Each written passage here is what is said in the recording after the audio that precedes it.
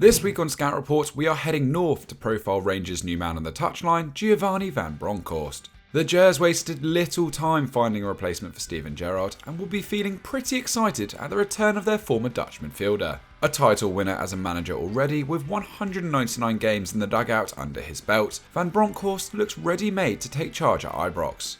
But what was he like as a player? What can we expect from his tactics? And how can he improve on what Gerrard left behind? Let's find out. Feyenoord success. In his playing days, Giovanni van Bronckhorst was a leader of men who knew a thing or two about winning. His career spanned from periods with Feyenoord to Rangers, Arsenal and Barcelona, and delivered 5 league titles, 6 domestic cups and even 1 Champions League in 2005-06. And with the Netherlands, he reached the World Cup final in 2010, having opened the scoring with a screamer against Uruguay in the semi-finals. He retired after the tournament in South Africa, finishing on 106 national team caps, taking him to almost 700 games as a professional. The former midfielder turned left-back immediately started coaching. He spent 4 seasons as an assistant at Feyenoord under the guidance of Ronald Koeman and Fred Rutten, before assuming the top job at the Rotterdam outfit in 2015. Van Bronckhorst would remain in charge for 4 seasons, before spending 1 year in China with Guangzhou RNF. This trip to the Far East may have been one to forget, but what he achieved with Feyenoord was nothing short of brilliant. Van Bronckhorst guided the Club under Maas to 2 Dutch Cups and a historic Eredivisie title in 16-17. It was the first Dutch crown back at De Kuip in 18 years, and just the 3rd time since the turn of the century that the league hadn't been won by either Ajax or PSV Eindhoven.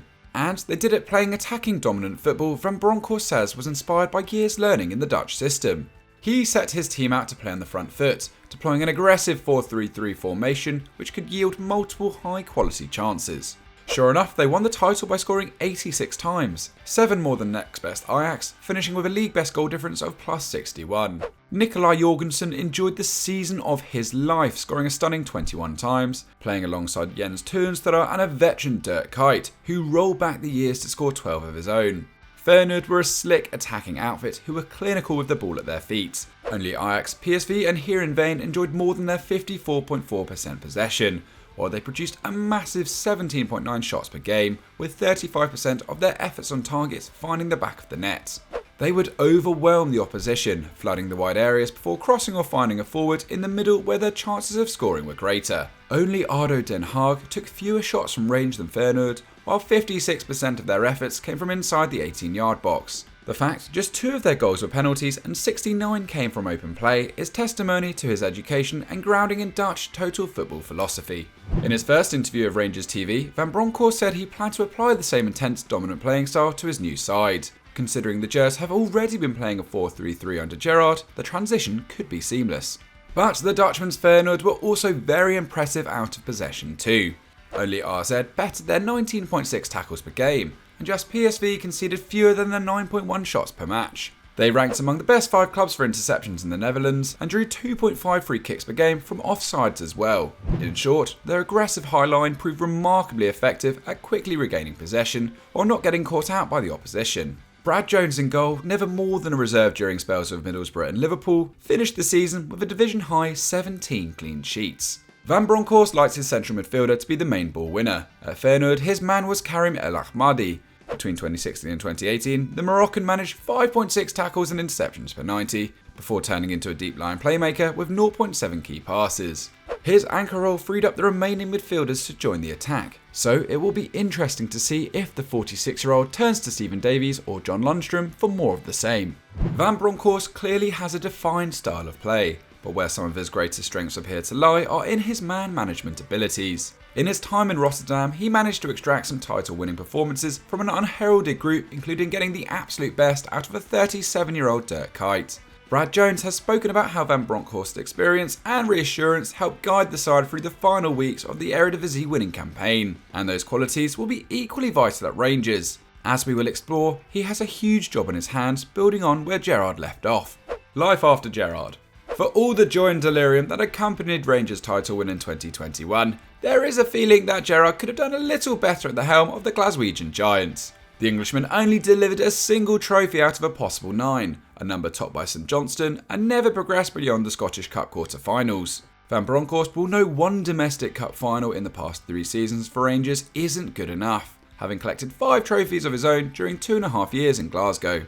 For Gerrard, it also does not look good when you consider he spent a net of €31 million in the market during his tenure. For context, their biggest rival Celtic actually earned a net profit of €41.2 million in the same period, thanks to lucrative player sales including Kieran Tierney, Odsonne Edouard and Jeremy Frimpong.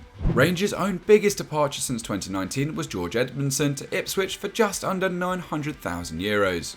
And while that's not to say they haven't received interest in their stars, most notably for their Colombian forward Alfredo Morelos, Gerrard could arguably have done more to develop the players at his disposal. Rangers' average squad age is currently 27.6 years, the highest in the Scottish Premier League, and a position they held also in 2019-20, before ranking behind Kilmarnock last year with an even older side.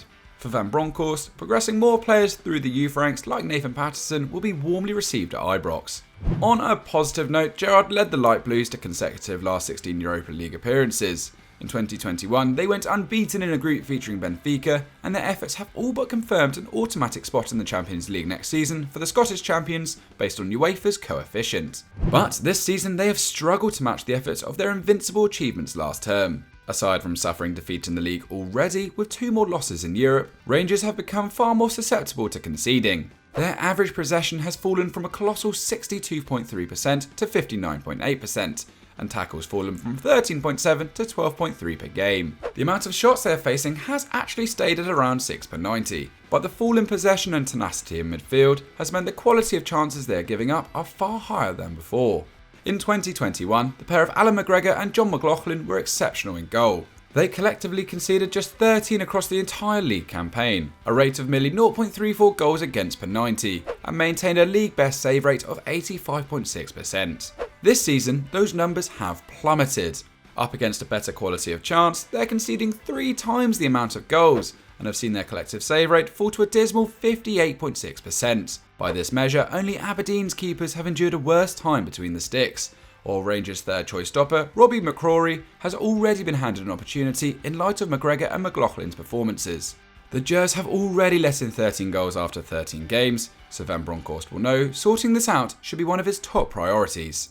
Even the attack can become more clinical under the Dutchman. In fairness to Gerrard, he left the club in a state where they are taking a massive 19.6 shots per 90, while spending a league best 36% of time in the opposition third. But their efforts on target are among the worst in the Scottish top flight at 32.9%, suggesting they're not maximising the chances they're creating.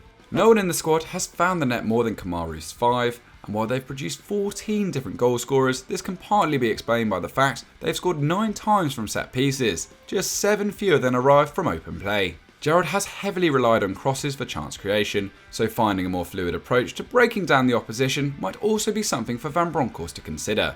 In the Europa League, against better equipped defences in Lyon and Sparta Prague, these tactics have not borne much fruit, with only 3 goals in 4 games so far. Make no mistake, Rangers are still the dominant side in Scottish football, but Celtic are merely 4 points behind them in the table, have scored more and conceded fewer, and are unbeaten in their last 12 domestic matches. With the riches and esteem of automatic Champions League qualification on the line, the margins have never been tighter between the old firm. Van Bronckhorst has plenty of work to do to ensure the blue side of Glasgow is the one that emerges on top, but judging by his credentials, the Gers can feel pretty confident they found the man to deliver them the success they desire. So that was our scout report on what Rangers can expect from Giovanni van Bronckhorst. Rangers fans, we want to hear from you. How excited are you at the Dutchman's return? Let us know in the comments down below. Let us know what else you want us to cover on Scout Report, and it might appear in future weeks. Make sure you're liked and subscribed to the channel with the notification bell switched on, and we'll see you next time.